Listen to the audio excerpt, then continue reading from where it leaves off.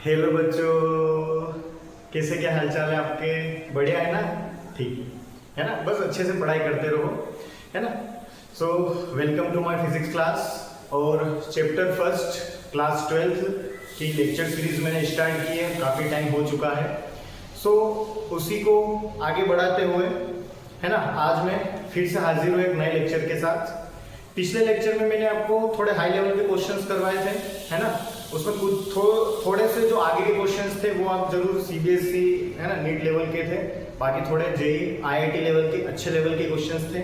अगर आपको, है ना, वो जो थे वो गोस, है ना, गोस लो पर क्वेश्चंस थे। तो अगर आप वहाँ पर आपको अगर उसके बारे में अगर आपको देखना है या फिर वो क्वेश्चंस अगर आपको जानने हैं कि कैसे क्वेश्चंस हैं, तो आप पिछली वीडियो में जाकर देख सकते हैं, है ना? काफ़ी सारी वीडियोस मैंने अपलोड की है ना? सो नेक्स्ट थिंग ये है कि मैंने जो लास्ट आपको क्या किया था, एक होमवर्क देके गया था मैं, है ना? वो होमवर्क आपको यहाँ पर स्क्रीन पर दिख रहा है। होमवर्क क्या था कि हमारे पास क्या है, एक सरफेस है और सरफेस के कोऑर्डिनेट गिवन है और एक इलेक्ट्रिक फील्ड यहाँ से पास हो रहा है, ई नॉट आई कैप, ठीक है? सो आपको क्या करना है, यहाँ पर फ्लक्स फाइंड करना है कि इस सरफेस से टोटल कितना फ्लक्स, इलेक्ट्रिक फ्लक्स जा रहा है। ये क्वेश्चन है। देखो आज ध्यान रखना, आज मैं सिर्फ ये क्वेश्चन करवा रहा हूँ जो थोड़ा लेवल अच्छे लेवल का है, लेकिन इसके बाद में जो भी करवाने वाला हूँ वो डेरिवेशन से, जो आपके बोर्ड में सीबीएसई में, है ना, और बाकी आगे नीट जे वगैरह सभी जगह बेनिफिशियल है, बट बोर्ड और इसमें वो डायरेक्टली पूछ ली जाती है, बोर्ड और सीबीएसई में। तो आप पूरा लेक्चर अच्छे से देखें, है ना? अगर आप किसी भी चीज़ से रिलेट करते हैं तो क्लियर है? ओके। सो फाइल की अगर मैं बात करूँ, यहाँ पर मुझे फ्लक्स देखना है। फ्लक्स का फॉर्मूला होता है, आपको पता है क्या फॉर्मूला होता है? E dot DS. डीएस मतलब एरिया वेक्टर, ई यानी कि electric field vector. Electric field vector आपको गिवन है, आपको क्या चाहिए? एरिया, एरिया चाहिए, ठीक है? मैं इसको ना दो मेथड से आपको बताता हूँ, है ना? दो मेथड कैसे? अच्छा, फर्स्ट थिंग ये कि इलेक्ट्रिक फील्ड किधर है, जस्ट आई के दिखा है ना, मतलब एक्स एक्सिस की डायरेक्शन में इलेक्ट्रिक फील्ड, इसमें कोई प्रॉब्लम नहीं होगी आपको। हाँ, एरिया देखो, एरिया क्या झुका हुआ है, कितना झुका हुआ है एरिया, ध्यान समझो। एरिया अगर आप देखोगे इस कोऑर्डिनेट से पता करो, कोऑर्डिनेट से पता करो कितना झुका हुआ है। देखो ए जो लिखा हुआ है ये एक्स एक्सिस का कोऑर्डिनेट है, ये लिखा है ये जेड एक्सिस का कोऑर्डिनेट है, मतलब ये जेड एक्सिस में ए आगे है और एक्स एक्सिस में भी ए आगे है। ए आगे में ए ऊपर है ना? जेड एक्सिस में ए ऊपर है और एक्स एक्सिस में ए आगे है। तो इसका मतलब इसकी जो यहाँ से अगर मैं देखूं डिस्टेंस, तो यहाँ से इसकी जो डिस्टेंस है एक्स एक्सिस में ए है ना, क्योंकि यहाँ से आगे आएगा, एक्स एक्सिस में आ जाएगा ना। और यहाँ से अगर मैं ऊपर की डिस्टेंस देखूं ये वाली, तो ये ऊपर की जो डिस्टेंस है क्या ये भी ए होगी? कोऑर्डिनेट के अकॉर्डिंग बता रहा हूं, कोऑर्डिनेट के, क्योंकि जेड एक्सिस में ऊपर है कितना? ए है, एक्स एक्सिस में आगे कितना है? ए है, तो आगे ए है और ऊपर भी ए है। तो ये ए दोनों अगर सेम होते हैं तो यहाँ पर एंगल कितना बनता है, बताओ जल्दी? 45 डिग्री। गुड, 45 डिग्री एंगल होता है। सो अब अगर मैं बात करूं, अगर ये 45 डिग्री एंगल है तो इसका मतलब अगर ये जो एरिया है ये 45 डिग्री आगे झुक गया है, तो क्या इसका जो एरिया वेक्टर है ये देखो, एरिया वेक्टर जस्ट परपेंडिकुलर होता है उस सरफेस, ये सरफेस है। तो अगर ये एरिया जो है ये 45 डिग्री आगे झुक गया, क्या ये भी आगे 45 डिग्री से झुक जाएगा? इलेक्ट्रिक फील्ड किधर है? एक्स एक्सिस में, और ये आगे झुक के नीचे हो गया, तो कितना हो जाएगा बताओ जल्दी? क्या ये एरिया वेक्टर इधर नीचे होगा? एरिया वेक्टर जिसको मैं डीएस वेक्टर बोल सकता हूँ, है ना, क्योंकि आपको यहाँ लिखा है इसलिए। कितने एंगल से? 45 डिग्री के एंगल से। क्लियर है? ओके। सो मैं इसको कैसे लिख सकता हूँ? ई डी एस कोस 45 डिग्री, क्योंकि एंगल ई और डी एस के बीच में है ना, ई और ये डी एस यानी एरिया, है ना, ऐसे आप कंफ्यूज हो जाओगे, डी एस लिख देते हो। तो इसके बीच में 45 डिग्री का एंगल। इलेक्ट्रिक फील्ड आपको पता है, अब तुम्हें एरिया चाहिए, तो एरिया के लिए क्या होना जरूरी है? क्योंकि ये एक स्क्वायर है, आपको दिख रहा है, और नी भी हो तो हम देख लेंगे क्या हो रहा है यहाँ पे, है ना? स्क्वायर जरूरी नहीं है ना, नी भी हो सकता है, कोऑर्डिनेट भी अलग अलग दिख रहे हैं आपको। तो देखो यहाँ पे मैं देखो ये वाली, अब आपको पता है कि एरिया निकालना है, अगर रेक्टेंगल भी होगा तो लेंथ इनटू ब्रेथ। ओके, सो ये क्या होगा बताओ? क्या ये डिस्टेंस ये होगी? इसमें कोई प्रॉब्लम नहीं होगी ना? तो ठीक है, ये डिस्टेंस क्या होगी बताओ? हाँ ये डिस्टेंस, तो डिस्टेंस निकालने के लिए आपके पास डिस्टेंस फॉर्मूला है, इसको a मान लो, ये वाला पॉइंट क्या है b, ये वाला पॉइंट c, ये वाला पॉइंट d। तो आप सबसे पहले अगर मैं ab डिस्टेंस देखूं तो ab कितनी है a, अगर मैं ad डिस्टेंस देखूं तो डिस्टेंस आपको पता है कैसे निकालते हैं, x2 माइनस x1, बस वही वाला फॉर्मूला है ना, x2 माइनस x1 का होल स्क्वायर लिख देता हूँ यार जल्दी से, ताकि किसी बच्चे को ये लगे सर आपने फटाफट हमें बता दिया, हमें पता ही नहीं चला, है ना। हाँ जिसको पता है वो थोड़ा सा स्पीड में बढ़ा के देख सकता है, इसलिए वो दिक्कत नहीं आने वाली आपको, है ना। तो यहाँ पर देखो x2 माइनस x1 यानी कि a माइनस 0, तो यानी कि a स्क्वायर होगा, बताओ a माइनस 0 a होगा, प्लस y में तो 0 0 है, ये तो हट गया 0 है, z में a माइनस 0, ये तो a स्क्वायर हो गया, क्या हो जाएगा बताओ, ad क्या √2a स्क्वायर हो जाएगा, मैं इसको सही से लिखूं तो √2a हो जाएगा, a बाहर √2 अंदर ही रहेगा, रूट है ना, 2 अंदर ही रहेगा, तो √2 है, ये डिस्टेंस √2 है, मतलब मैं बोल रहा था स्क्वायर बट नहीं है, है ना। आप कोऑर्डिनेट देख के मुझे लगा इतना नहीं होना चाहिए, ये है और ये √2 है, क्लियर है। तो एरिया क्या हो जाएगा बताओ, length into breadth, okay, so a into √2 है, ये एरिया हो जाएगा, या ds बोलो जिसको, a इनटू √2 है, तो ये हो जाएगा √2a स्क्वायर। तो यहाँ पर इलेक्ट्रिक फील्ड कितना है, E नॉट, है ना, और आई के भी जरूरत नहीं है क्योंकि वो सब हमने डॉट हटा के जब लिखा तो हमें अब डायरेक्शन की जरूरत ही नहीं है ना, क्योंकि वो खत्म हो गई डायरेक्शन की जरूरत, क्योंकि cos 45 डिग्री सब डायरेक्शन को सोल्व करके ही आया हुआ है। तो ये सिर्फ मैग्नीट्यूड होते हैं, E और ds सिर्फ क्या है, मैग्नीट्यूड, तो हमें सिर्फ मैग्नीट्यूड से मतलब रहा, अब डायरेक्शन से मतलब नहीं है ना, वो सब इसने सब खत्म कर दिया, टेंशन मत लो। E की जगह क्या आ जाएगा, E नॉट, ds की जगह क्या आ जाएगा, एरिया कितना है √2a स्क्वायर, cos 45 डिग्री की वैल्यू 1/√2, √2 से √2 कैंसिल, तो आंसर क्या आ जाएगा बताओ, a स्क्वायर E नॉट हो जाएगा, कोई प्रॉब्लम तो नहीं। तो फ्लक्स कितना हो गया, a स्क्वायर E नॉट, ये मैंने आपको फर्स्ट मेथड बताया, है ना। अब हम सेकंड मेथड पे चलते हैं। सेकंड मेथड देखो, मेरे अकॉर्डिंग सेकंड मेथड ज्यादा सिंपल है ना। अभी देखो समझ में आएगा कैसे। अच्छा, मुझे E डॉट ds निकालना है, तो भाई E तो मुझे दे रखा है, E नॉट आई के, मुझे ds वेक्टर चाहिए, मतलब एरिया। तो ds वेक्टर आपको एक बात पता होगी क्या है, कि जो ds वेक्टर है क्या वो इसकी जो लेंथ है ना, दो कॉन्जिक्यूटिव लेंथ का क्रॉस प्रोडक्ट होता है, दो कॉन्जिक्यूटिव लेंथ का क्रॉस प्रोडक्ट होता है एरिया, ये ध्यान रखना। तो मैं क्या करूंगा, इसका दो कॉन्जिक्यूटिव लेंथ ले लूंगा ये, तो इसको मैं लिखूंगा क्या बनेगा बताऊं, है ना, इसको मैं क्या लिखूंगा, AB वेक्टर। क्रॉस प्रोडक्ट किसके साथ करना है, AD वेक्टर के साथ,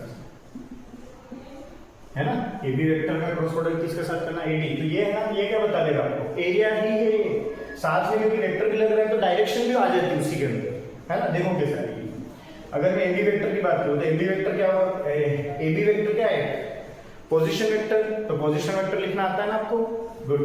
यहां से देखो ये भी 0, ये भी 0 माइनस 0 i कैप, तो 0 i कैप, तो मैं 0 इसलिए i कैप नहीं लिख रहा हूं, a माइनस 0, तो क्या हो जाएगा a और j cap, a minus 0 j cap, 0 minus 0 k cap. तो AB वेक्टर तो सिर्फ इतना ही, a j कैप, क्लियर है।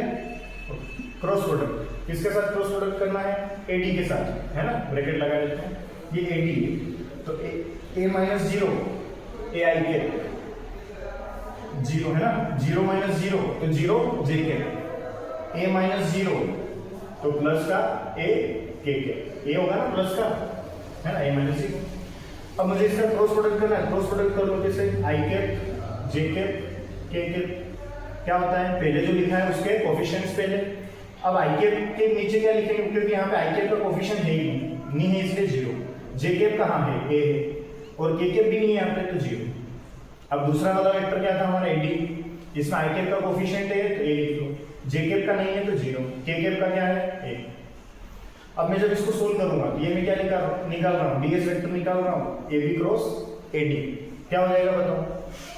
मैं क्या कर रहा हूँ, i कैप निकलता हूँ तो क्या होगा, कॉलम गई रो गई, क्या बचा, a square minus 0, j cap से ओपन करेंगे क्या होगा, ये गया ये गया, ये 0 ये 0 तो 0, प्लस k कैप से ओपन करेंगे ये गया ये गया, ये 0 और ये क्या हो जाएगा, माइनस है ना, ये गया ना ये गया, तो ये 0 माइनस a स्क्वायर, तो 0 माइनस a स्क्वायर, तो क्या बचेगा ds वेक्टर बताओ, क्या ए स्क्वायर आई कैप, और ये बचेगा, ये तो जीरो हो गया ना, माइनस ए स्क्वायर के कैप बचेगा। कोई प्रॉब्लम? ओके, अब बस याद रख दो, मुझे फाई निकालना है ना, तो क्या है ई डॉट डी एस, तो ई कितना है E naught I cap, so E naught I cap dot, है ना, डॉट प्रोडक्ट है ना किसके साथ, इसके साथ, तो क्या है ए स्क्वायर आई कैप माइनस ए स्क्वायर के कैप।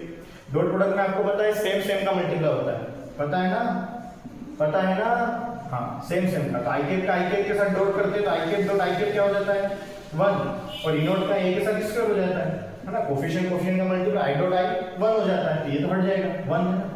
तो ये फ्लक्स क्या है, न्यूटन मीटर स्क्वायर पर कूलम, यूनिट यूनिट लिखा करो, यूनिट लिखा करो, है ना, ध्यान रखो यूनिट लिखना बहुत जरूरी है ना, यूनिट बीन सब सून फिजिक्स में सब सून है ना। ओके, क्लियर हो गया ना, क्लियर है, ओके चलो। तो ये जो हमारा लास्ट होमवर्क क्वेश्चन था ये मैंने कंप्लीट कर दिया है, क्या इसको रफ कर दूं, मैं रफ कर दूं, बोलो जल्दी कर दो, ठीक है इसको मैं रफ कर देता हूं, आप नोट कर लो, है ना, इसको बिल्कुल चीजें काम की है आपके, है ना, ज्यादा नहीं तो भी आपका माइंड शार्प करेगी ये चीजें, आपका माइंड शार्प करेगी, है ना। आप अपने माइंड पर फोकस करो, आपका माइंड बढ़ रहा है नहीं बढ़ रहा है, वीडियो आप मेरी वीडियो देख रहे हो, क्या वीडियो देखने के बाद आपके माइंड में कुछ इंक्रीज हुआ है, नहीं हुआ, है ना, मतलब माइंड अगर आपका बढ़ रहा है ना किसी चीज के करने के बाद, तो जरूर वो आपके लिए फायदेमंद ही होगा, है ना, एंड ऑफ द जो भी आप काम कर रहे हो उसके। तो ये हमेशा आप फोकस करो कि आपका माइंड इंक्रीज हो रहा है नहीं हो रहा है, कुछ भी कर रहे हो आप, है ना। ओके, सो यहां पर हम बात करते हैं, देखो चैप्टर फर्स्ट में हमने बहुत सारी चीजें देख ली, हम लास्ट टॉपिक में आ गए थे गॉस लॉ में, गॉस लॉ में हम देख लिया था, गॉस लॉ के एप्लीकेशन की बारी थी। तो एप्लीकेशन में हमारे पास सबसे फर्स्ट ये आपके बहुत इंपॉर्टेंट है ना, बोर्ड के पॉइंट ऑफ व्यू से, सीबीएसई के पॉइंट ऑफ व्यू से, और बाकी नीट जेईई और इधर तो क्या है कि डेरिवेशन पता होना चाहिए क्योंकि इनसे क्वेश्चन बनते हैं, तो उधर तो है ही।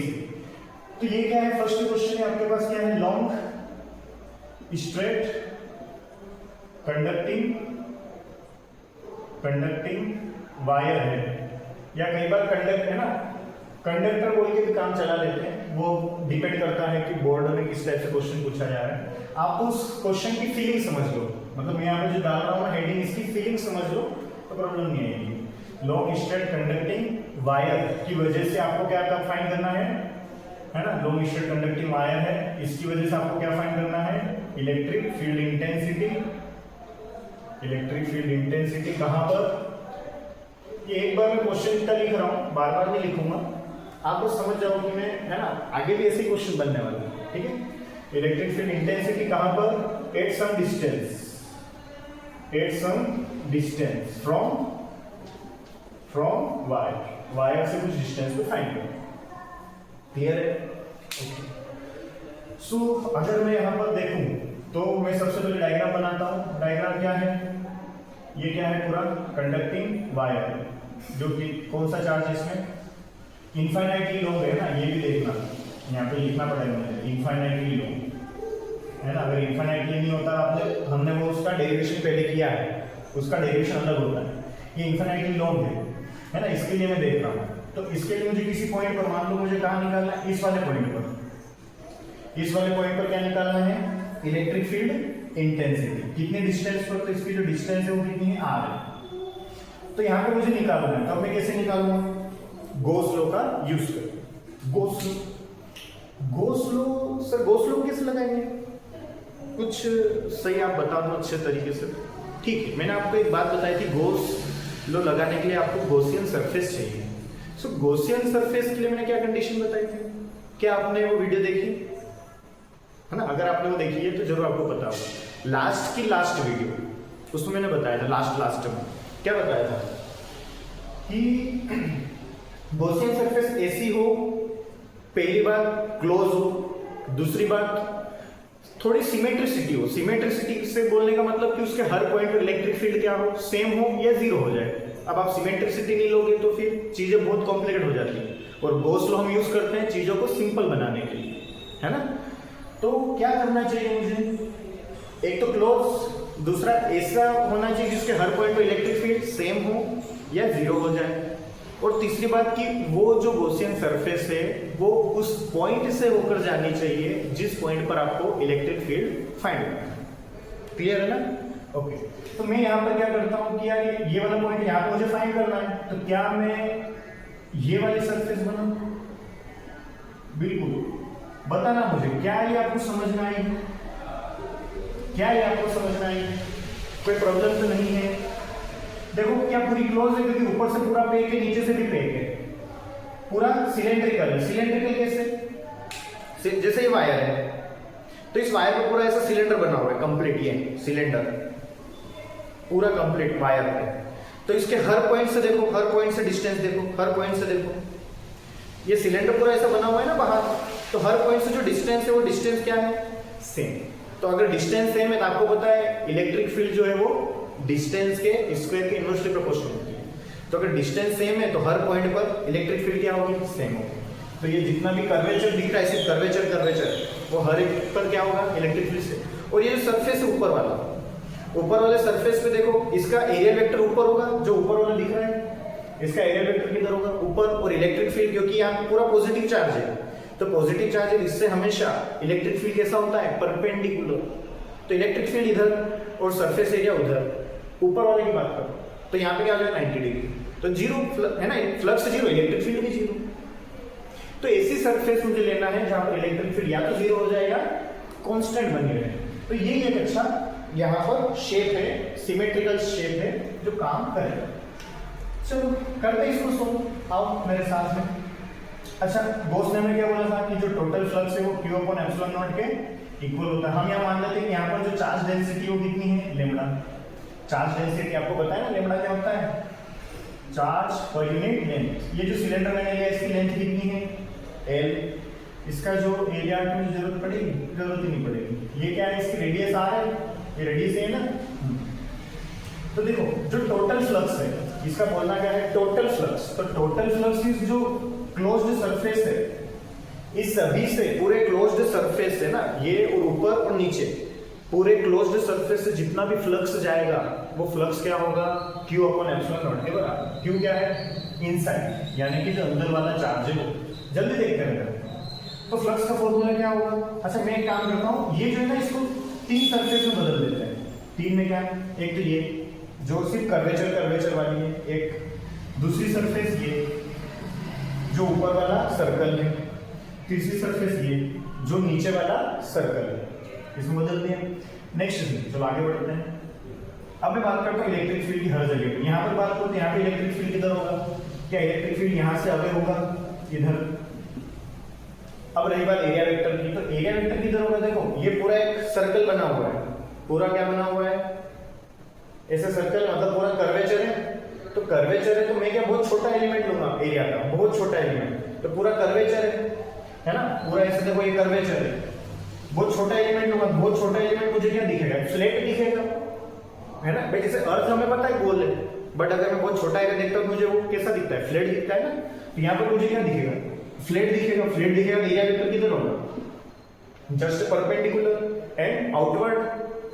यहाँ पर ds क्या आउटवर्ड होगा? इधर, है ना। बहुत छोटा एरिया है ना, ये तो कर्वेचर है। ये क्या है? कर्वेचर, ये ऐसा, ये कर्वेचर। तो यहाँ पर छोटा एरिया बाहर। क्लियर है? ओके, सो इसको मैं रफ करता हूँ। यहाँ पर हो गया, यहाँ पर जो एंगल है थीटा, मुझे बताओ क्या होगा? दोनों की डायरेक्शन सेम है इसलिए 0 डिग्री। यहाँ पे देखते हैं, यहाँ पे देखो एरिया वेक्टर किधर है? ऊपर होगा, just perpendicular and outward ds vector. क्या यहाँ पर देखो चार्ज तो ये है ना ऐसे ही फैला हुआ है, तो इलेक्ट्रिक फील्ड तो इधर ही होना है। तो यहाँ पे देखो 90 डिग्री हो रहा है, एरिया वेक्टर ऊपर, इलेक्ट्रिक फील्ड इधर 90 डिग्री। यहाँ पे थीटा हो गया 90 डिग्री। यहाँ पे बात करते हैं एरिया वेक्टर किधर होगा? नीचे। इलेक्ट्रिक फील्ड तो अभी भी इधर ही जाना है ना। देखो इलेक्ट्रिक मतलब यहाँ पे चार्ज का डिस्ट्रीब्यूशन ही ऐसा, इलेक्ट्रिक फील्ड को उधर ही जाना है। तो ये क्या हो जाएगा? E vector. कितना एंगल है बोलो? 90 डिग्री। ओके, कोई प्रॉब्लम? कितनी सरफेस में डिवाइड किया मैंने इसको? 3। बेटा तीनों सरफेस मिला के क्लोज्ड सरफेस बना लेंगे, पूरा बना लेंगे। ओके, अच्छा अब मुझे देखना है अंदर चार्ज कितना है। तो देखो ये यहाँ पर कट गया सिलेंडर में, और यहाँ पे कट कर रहा है सिलेंडर, किसको, वायर को। तो यहाँ पे कट किया, यहाँ पे कट किया, तो अंदर से कितना ही चार्ज है, बाकी तो बाहर है। तो ये कितना चार्ज होगा, अगर लेमड़ा चार्ज डेंसिटी है, मतलब यूनिट लेंथ में कितना चार्ज प्रेजेंट है, ये क्या होगी, चार्ज डेंसिटी। तो अगर ये चार्ज डेंसिटी यूनिट लेंथ वाला, तो ए लेंथ में कितना चार्ज होगा, क्या लेमड़ा का ऐसे मल्टीप्लाई हो जाएगा। अगर एक बिस्किट का पैकेट 5 रुपए का है, एक बिस्किट का पैकेट 5 रुपए का है, तो बताओ 5 बिस्किट के पैकेट कितने रुपए के हैं, क्या करोगे, मल्टीप्लाई। तो वही यूनिट लेंथ का चार्ज अगर लेमड़ा है, तो ए लेंथ का चार्ज कितना होगा, लेमड़ा है। क्लियर है ना, ओके। या फिर यहां से देख सकते हो, कोई प्रॉब्लम नहीं, Q इक्वल्स टू ए इधर आ जाएगा, तो Q इक्वल्स टू लेमड़ा है। पर मैंने आपको कहा कि समझा ही दिया पूरा, ये ऐसे में ये भी बता सकता था डायरेक्ट कि देखो Q इक्वल्स टू लेमड़ा है, तो यहां कर देंगे, बट मैंने समझाया आपको अच्छे से, है ना। ए लेंथ तक फैला हुआ है वायर, तो ए का मल्टीप्लाई और लेमड़ा का चार्ज डेंसिटी। क्लियर है, ओके। तो फाई को मैं क्या लिख सकता हूँ, फ्लक्स है, पर फ्लक्स ना 3 सरफेस से मिलकर बना है, तो मैं तीनों सरफेस का फ्लक्स लिखता हूँ। First surface E dot ds plus second surface E dot ds plus third surface E dot ds। Clear है, okay. Equals to Q inside, तो अंदर कितना चार्ज प्रेजेंट है, लेमड़ा ए। गुड, बस यही करेक्ट चाहिए मुझे, है ना। बस बिल्कुल, फिर तो हम फोड़ देंगे, भले बोर्ड हो, सीबीएसई हो, नीट हो या जेई हो, फोड़ देंगे बिल्कुल। So lambda L upon epsilon naught, कोई प्रॉब्लम नहीं, गुड। तो ये हो गया। हम मैं फर्स्ट की बात करता हूँ, तो फर्स्ट में क्या करेंगे, ईडीएस जब भी मैं डॉट हटाता हूँ क्या लग जाता है, कोस थीटा। तो कोस थीटा कौन सा, ई और डीएस के बीच एंगल, तो फर्स्ट में कितना एंगल है, 0 डिग्री, प्लस सेकेंड ईडीएस कोस, बताओ सेकेंड में डीएस इधर 90 डिग्री, ई और डीएस के बीच में। थर्ड में बताओ जल्दी से, बोलो बच्चों, बोलो थर्ड में 90 डिग्री, हाँ गुड।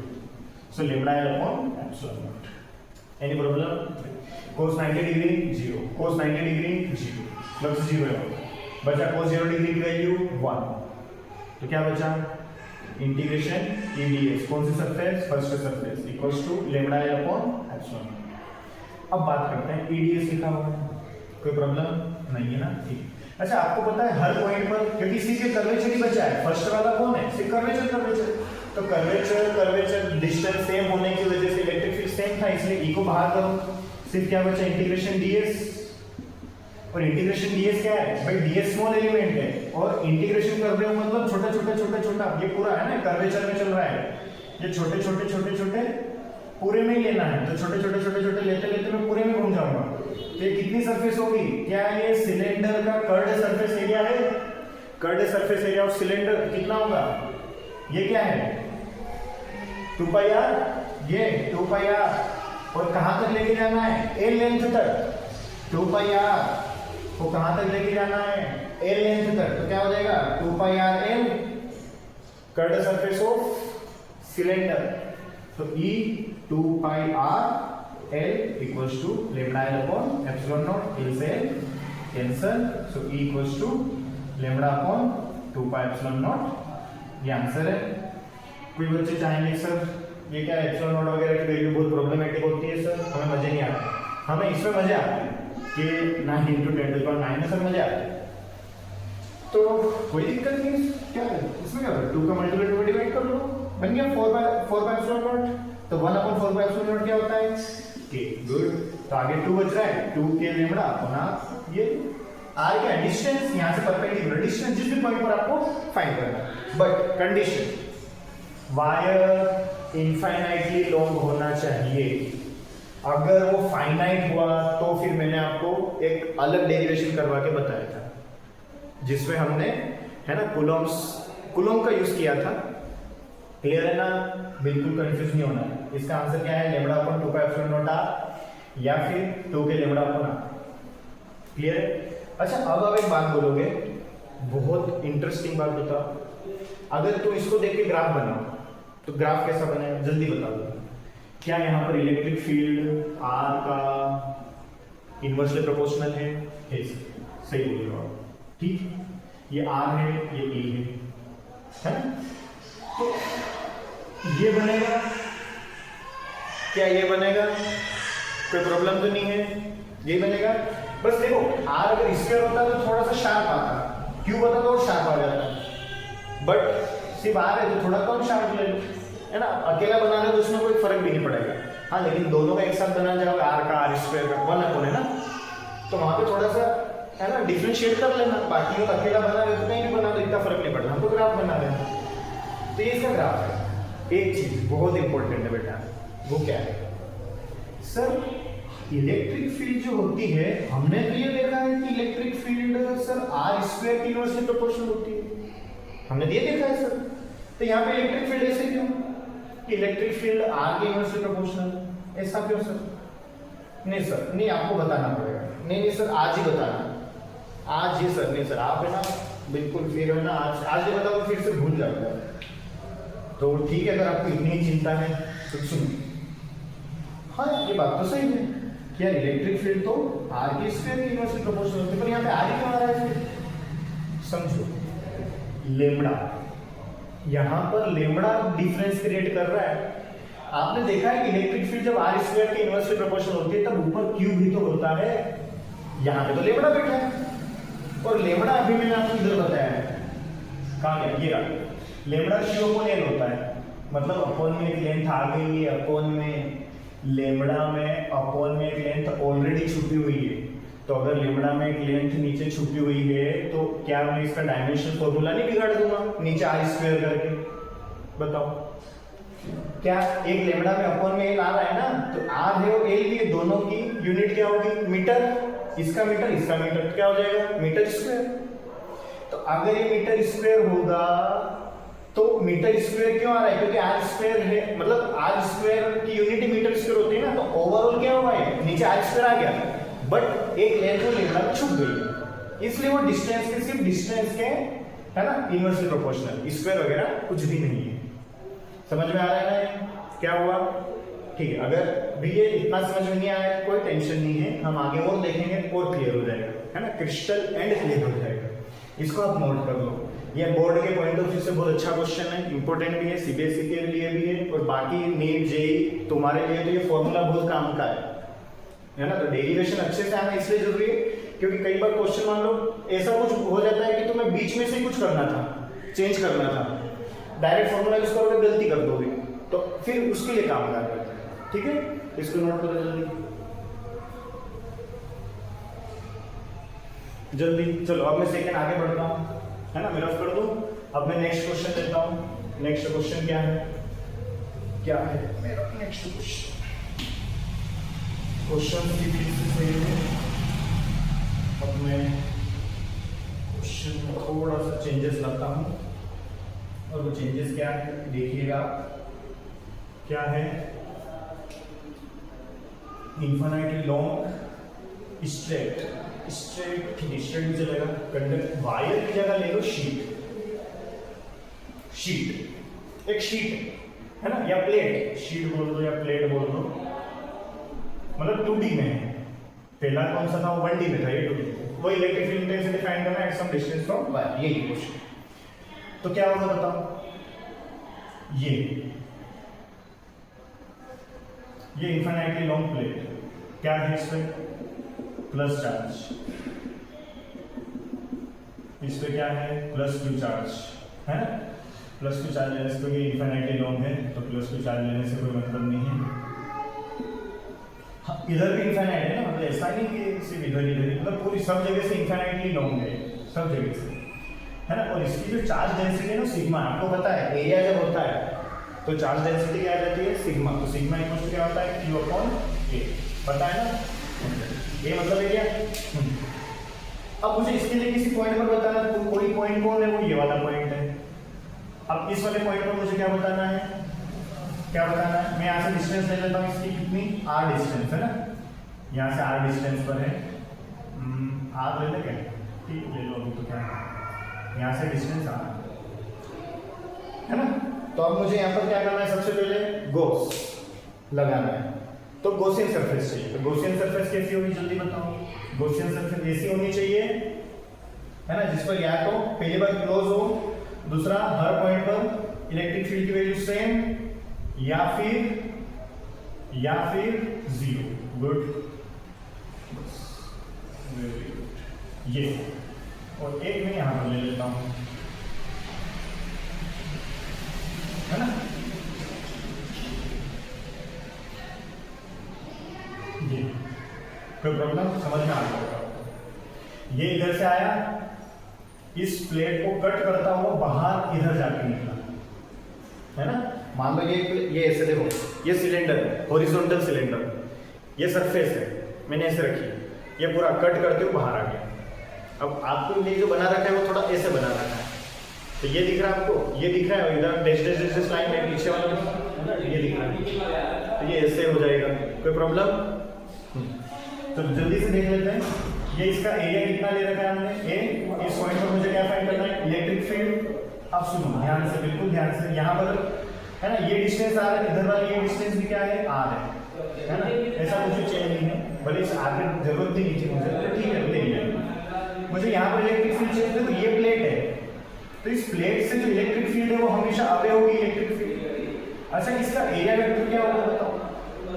हाँ, उसमें मैंने क्या लिया था, वर्टिकल सिलेंडर लिया था, इसमें हॉरिजॉन्टल सिलेंडर, क्लियर है ना।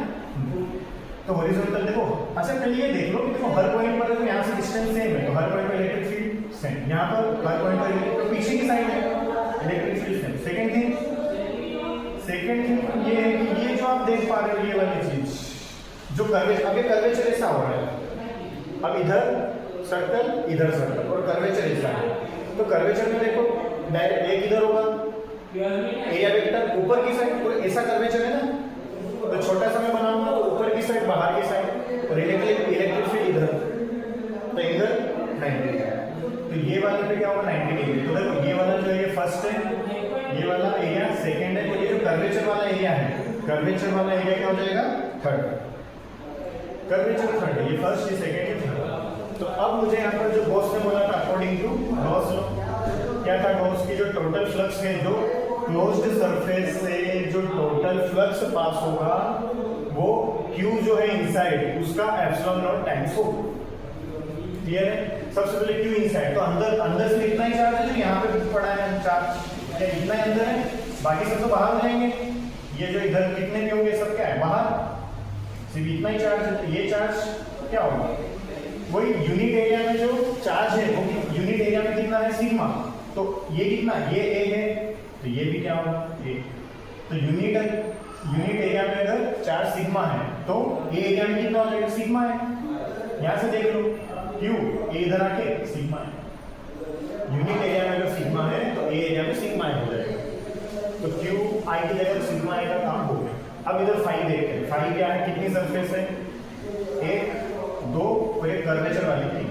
तो E dot ds plus second, E dot ds plus third, E dot ds equal to Q enclose से कितना है, सिग्मा है, सिग्मा है अपॉन एप्सिलॉन।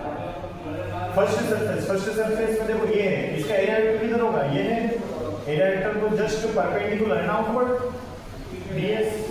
यहाँ पे देखो इधर से देखो इलेक्ट्रिक फील्ड इधर, और इसका एरिया वेक्टर भी इधर, ds वेक्टर। अब इधर चला गया ना, प्लस है, तो इलेक्ट्रिक फील्ड इधर अवे होती है, इलेक्ट्रिक फील्ड पॉजिटिव चार्ज से क्यों होगा। तो यहाँ पे थीटा कितना हो जाएगा, 0 डिग्री, यहाँ पे थीटा 0 डिग्री। यहाँ पे देखो एरिया किधर है, नीचे, ऊपर देखो ऊपर होगा, और इलेक्ट्रिक फील्ड को इधर ही होना है, तो यहाँ पे थीटा क्या हो जाएगा, 90 डिग्री। क्लियर है ना।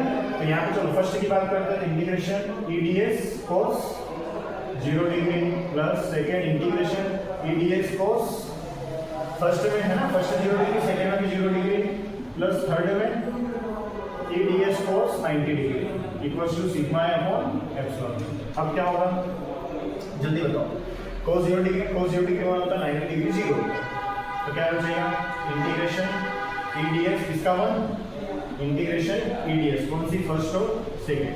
अच्छा तुम देख पा रहे हो फर्स्ट का एरिया और सेकेंड का एरिया सेम है, इलेक्ट्रिक फील्ड की वजह से डिस्टेंस सेम है, तो इलेक्ट्रिक फील्ड क्या होगी, सेम।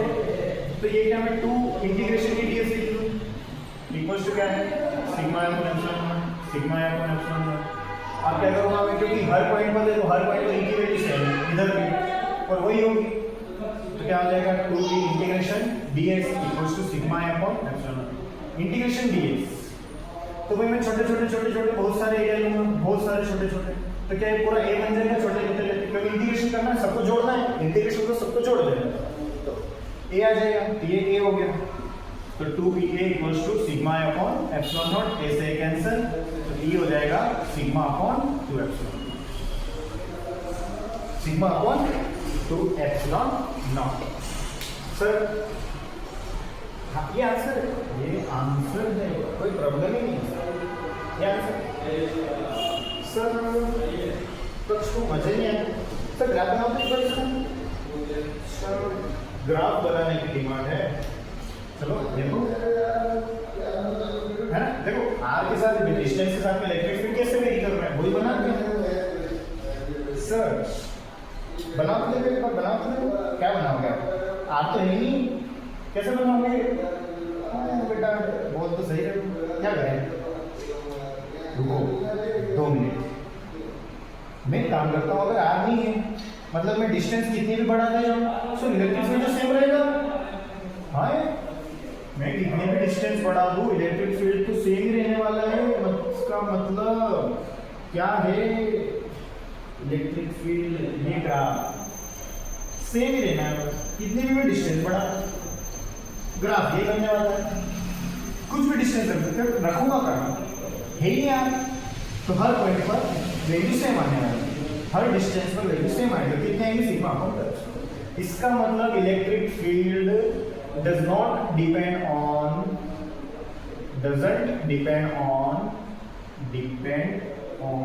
distance, आर पे डिपेंड ही कर रहा है, कितनी भी दूर चले जाओ वैल्यू ये है, बट कंडीशन है, कंडीशन क्या है, कंडीशन है कि जो शीट है वो इनफाइनाइटली लॉन्ग होनी चाहिए, और अगर वो फाइनाइटली लॉन्ग हो, अगर ये शीट फाइनाइट हो, तो मैंने इसका डेरिवेशन करवा रखा है कूलोम की मदद से, आप मेरे पिछली वीडियोस में जाकर देख सकते हैं इसका डेरिवेशन। अगर फाइनाइट हो तब, इनफाइनाइट है तो अभी मैंने करवा दिया है, वो बहुत से हो जाएगा, क्लियर है ना।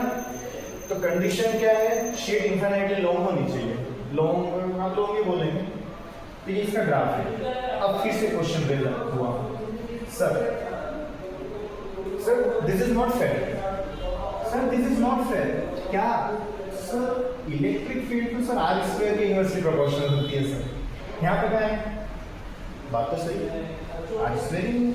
फिर सर चलो ठीक है, आपने पिछले वाले क्वेश्चन में बताया था कि चलो वो एक लेमड़ा की वजह से अपन में आर एल आ जाता है, तो सर यूनिट बैलेंस करने के लिए मीटर स्क्वायर हो जाता है जैसे तैसे, तो सर यहाँ पे तो वो भी नहीं है, अब कैसे, बस अरे समझ गए, अब आप समझ गए, बहुत जल्दी समझ गए। क्या समझे, ये जो सिग्मा है, सिग्मा को देखो क्या है, अपन में एरिया ऑलरेडी दे रखा है, और एरिया की यूनिट क्या होती है, मीटर स्क्वायर, तो इस सिग्मा में ही नीचे मीटर स्क्वायर छुपा है, और ऊपर क्यू तो छुपा है इसी, ऊपर चार्ज यानी कि कूलॉम वो तो है इसी। तो क्या क्लियर हुआ, हाँ क्योंकि सिग्मा है ना, इसलिए नीचे डिस्टेंस आई, आंसर में आए, तो इलेक्ट्रिक फील्ड की यूनिट बैलेंस हो गई है ना, एप्सिलॉन नॉट वगैरह सब यूनिट रखोगे तो बैलेंस हो जाएगी, समझ में आ रहा है। उसमें भी एप्सिलॉन नॉट नीचे था, पिछले वाले में क्या था, lambda upon 2 pi epsilon not था, एक इसका इलाका और एप्सिलॉन नॉट उसमें भी था, तो यूनिट ओवरऑल क्या है, बैलेंस है, कोई प्रॉब्लम नहीं, पूरी बैलेंस है ना। समझो क्या समझ में आ रहा है, अगर कहीं फॉर्मूला भूल जाए तो याद करना मेरे दोस्तों यूनिट को, और यूनिट से वापस फॉर्मूले को सही कर लेना। अगर फॉर्मूला भूल जाओ तो याद करना यूनिट को, और फॉर्मूले को क्या कर लेना, सही कर लेना, ठीक है। क्या ये समझ में आ गया है, क्या इसको कोई प्रॉब्लम है, कुछ प्रॉब्लम हो तो बता दो, नहीं है